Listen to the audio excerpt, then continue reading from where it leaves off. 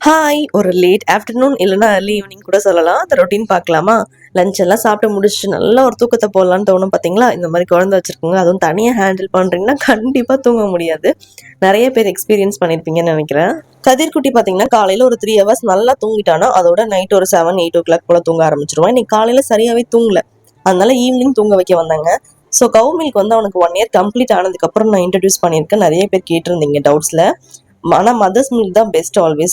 குடுக்க முடியல அப்படின்ற சிச்சுவேஷன்ல நீங்க 1 இயர் கம்ப்ளீட் ஆனதுக்கு அப்புறம் தான் கவ் மில்க் குடுக்கலாம். டிராவல் அப்ப நான் உனக்கு ஃபார்முலா குடுக்குறேங்க.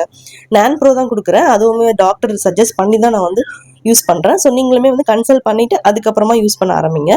தேவைப்பட்டுச்சுன்னா மட்டும். பால் குடிச்சு முடிச்சுட்டு உடனே தூங்க வைக்க மாட்டேன். நல்லா ஆட்டம் போடுவாரு. கொஞ்சம் டைஜஷன் ஆகும் அப்படி சொல்லிட்டு. எனக்கே ஆச்சரியமா இருந்துச்சுங்க. அதுக்கப்புறம் தூங்கிட்டான். சரி தூங்கிட்டானே இதுக்கப்புறம் நம்மளும் வந்து ரெஸ்ட் எடுக்கலாம் அப்படின்னு தோணுங்க. ரொம்ப டயர்டா தான் இருக்கும். பட் இந்த டைமை நான் எஃபிஷியன்ட்டா யூஸ் பண்ணிக்கிட்டா மட்டும்தான் என்னால வீடியோ போடுறது, மத்த வேலைலாம் சரியா செய்ய முடியும். அதனால நான் வந்து டேல நேப் எடுக்கிறத கம்ப்ளீட்டா அவாய்ட் பண்ணிட்டேங்க இப்போ. ஸோ எடிட்டிங் ஒர்க் நெறைய இருந்துச்சு. அத அப்படியே கொஞ்சம் கொஞ்சமா பண்ண ஆரம்பிச்சுட்டேன். இந்த மாதிரி சின்ன சின்ன விஷயங்கள சாக்ரிஃபைஸ் பண்ணாதாங்க என்னால டெய்லியுமே வீடியோ போட முடியும். இல்லன்னா வந்து வீடியோவே போட முடியாது. மோஸ்ட்லி இப்படிதாங்க என்னோட லேட் ஆஃப்டர்நூன் போகும்.